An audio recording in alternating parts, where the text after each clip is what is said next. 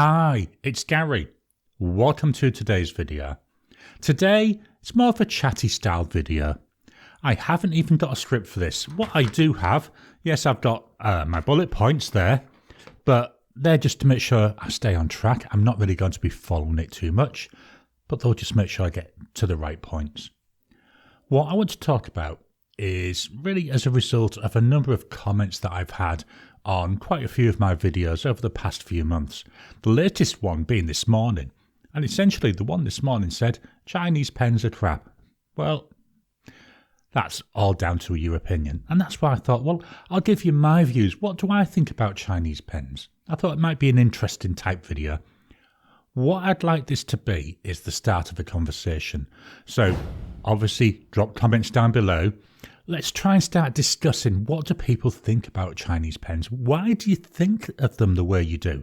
I think often the reason why we think about it that way is just as important and, to be honest, quite often more interesting than actually the view that we hold.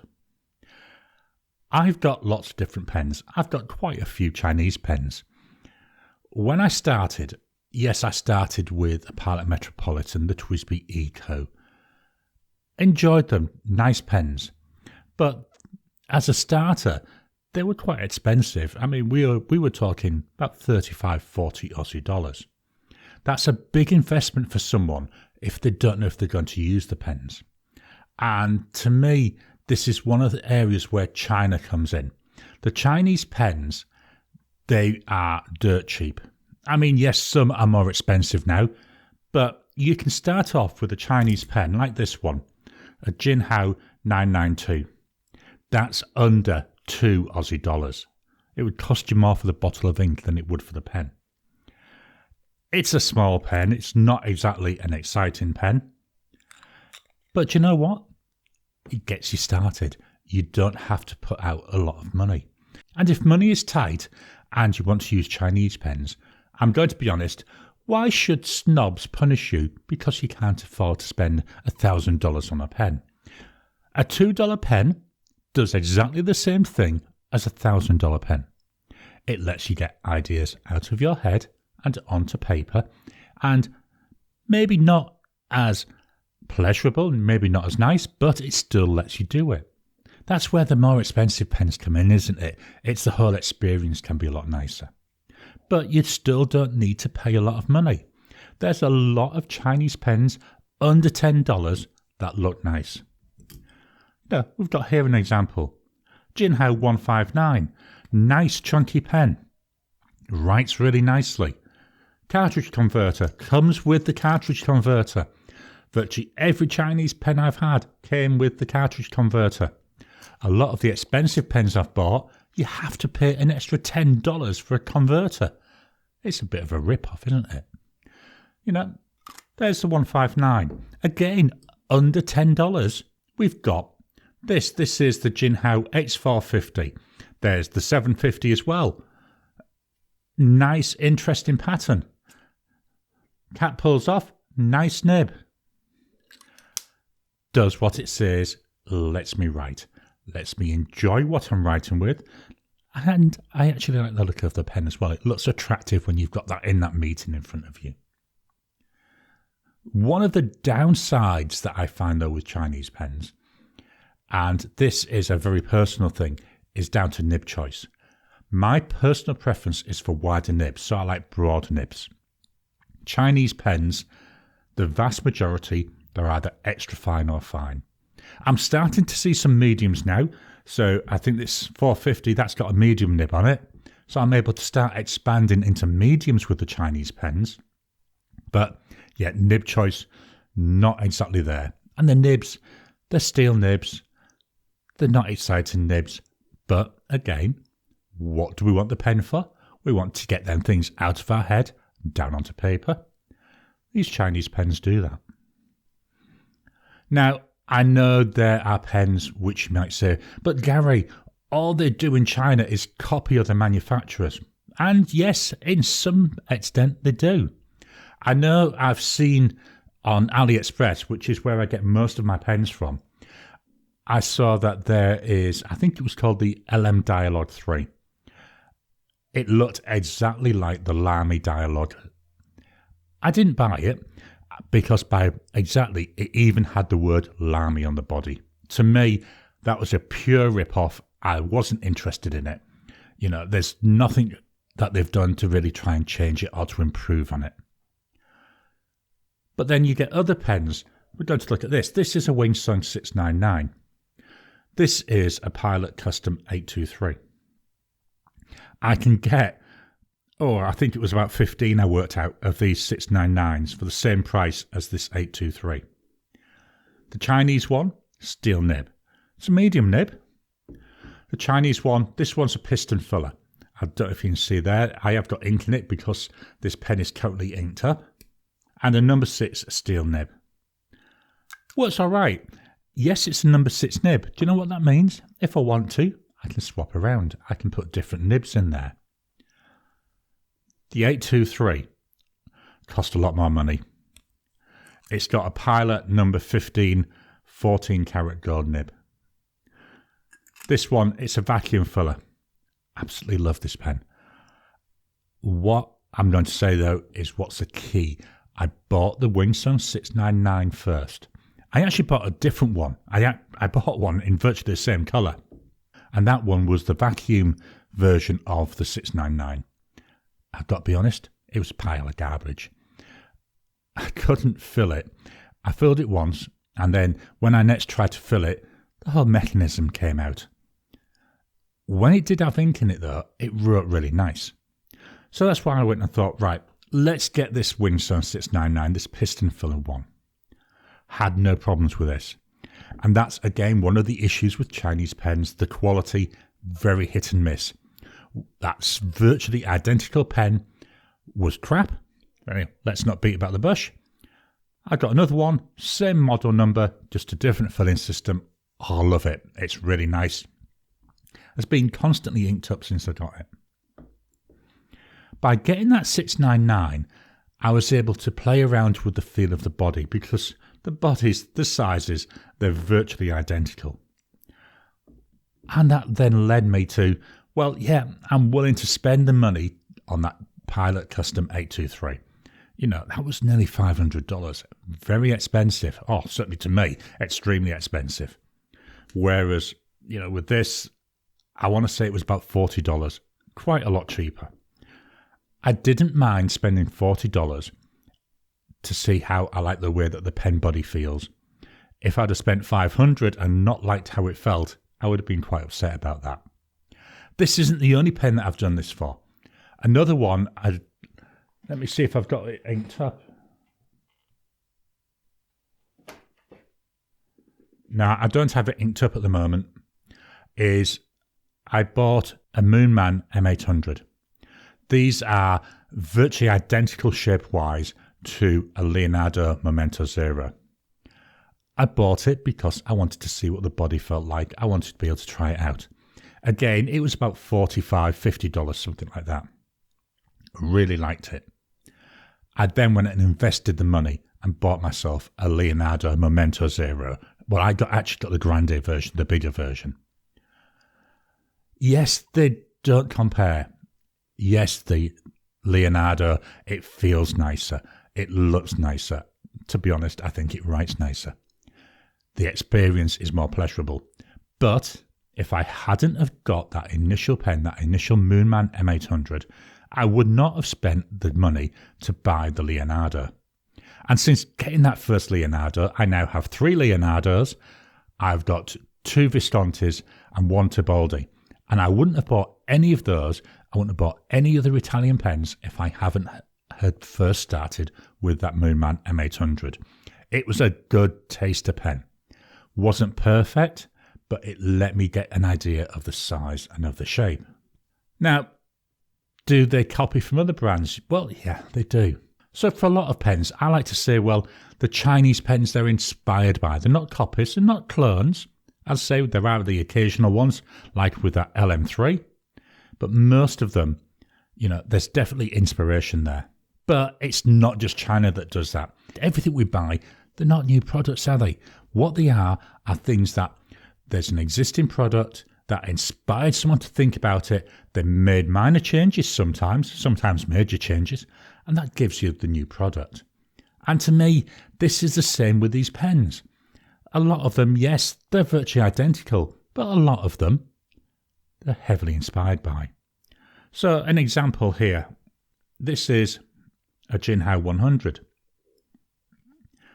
This is heavily inspired by the Parker Duofold. It's got a steel nib, got the cartridge that comes with it.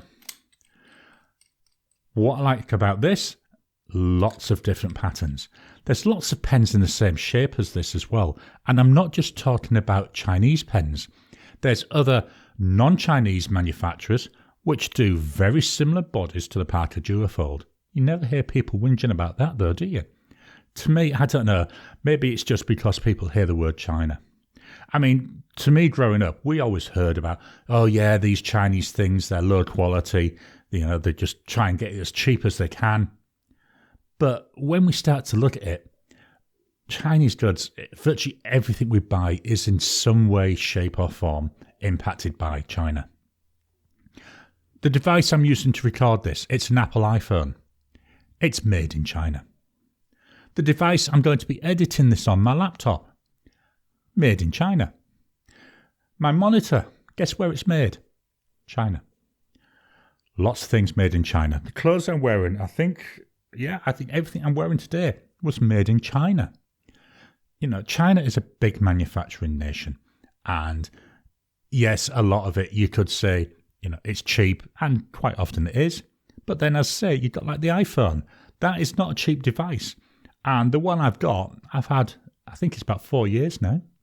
Can't remember the model, but it's quite a long time.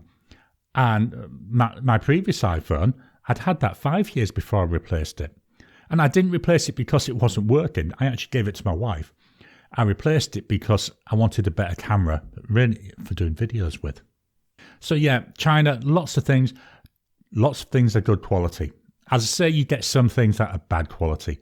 I've been really lucky. I've only had 2 Chinese pens, which I would say are bad quality. And I've bought about 50 pens. So 2 out of 50, that's not too bad. Other things people may complain about are the working practices in China. And yes, I've got to be honest, I do think they're a bit questionable. There are actually laws in China that limit working hours to 8 hours a day, with a maximum of 44 hours a week. They're there. Unfortunately, I don't think they're really used that much. And then you get some big companies. An example here, there's a Chinese tech tycoon. He talks about the 996 torture. And he says he expects people to work 9 a.m. till 9 p.m. 6 days a week. I believe the Chinese authorities now are starting to push back on that, and they're actually trying to crack down. But yeah, it's very questionable about the working hours, about the working conditions. Problem with China is it's a very secretive country, so it's very hard to actually get any details about all this.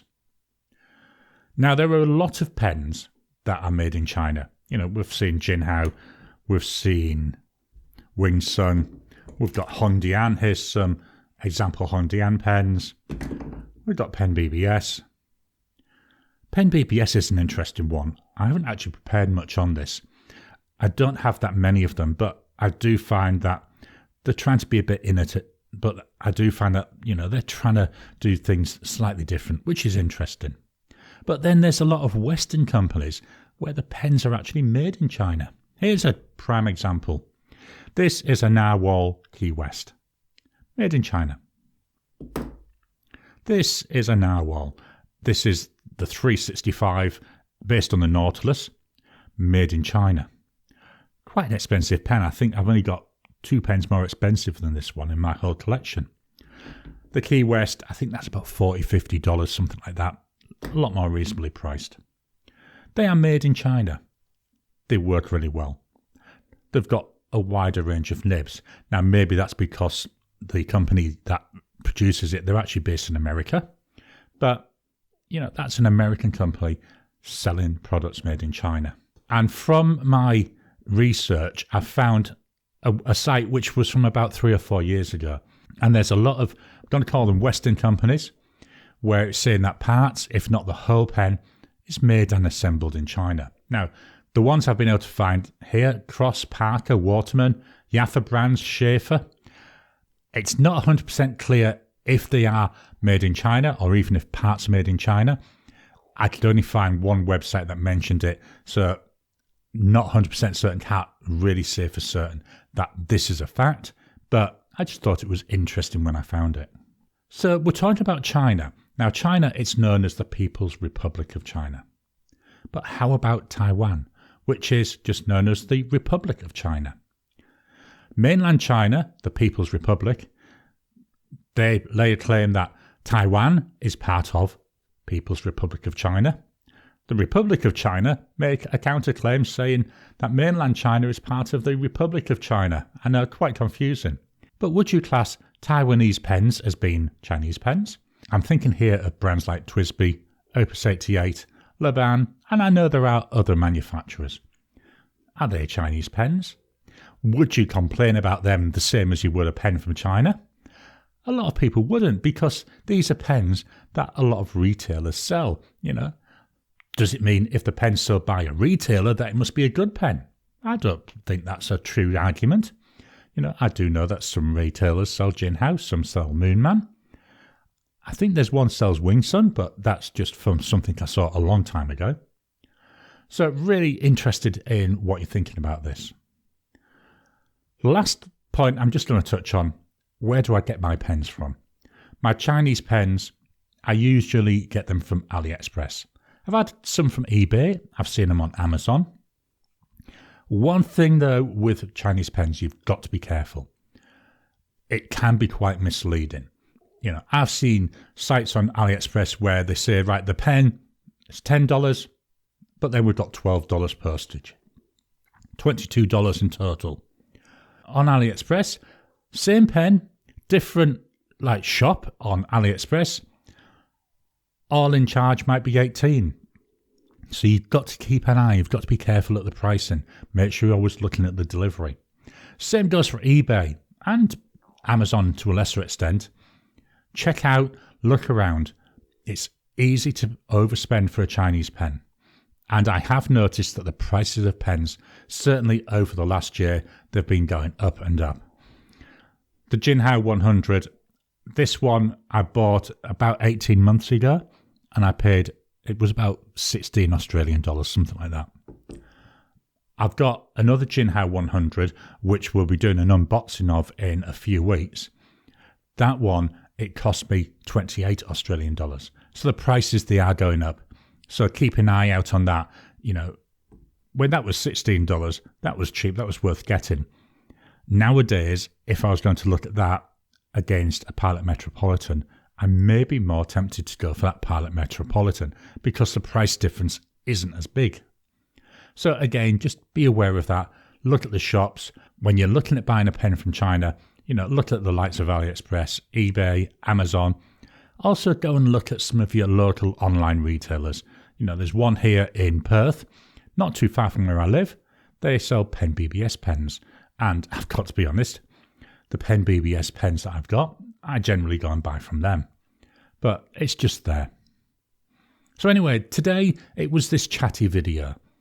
Is this a style of video you'd like? What are your thoughts about Chinese pens? Drop some comments down below. As I said at the start, I'd like this to be more of a conversational type video. Please hit the thumbs up button every time you like, every time you comment. Just helps with the YouTube algorithm. If you haven't already, please subscribe to my channel so that you can get new videos as I release them. I'll talk to you again soon.